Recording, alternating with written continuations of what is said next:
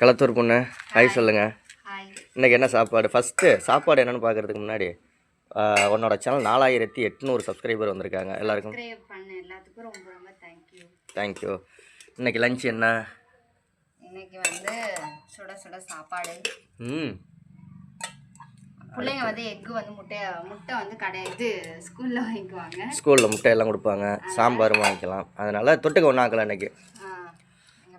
வெள்ளை சுண்டல் கருப்பு சுண்டலும் போட்ட சுண்டல் புளிக்குழம்பு.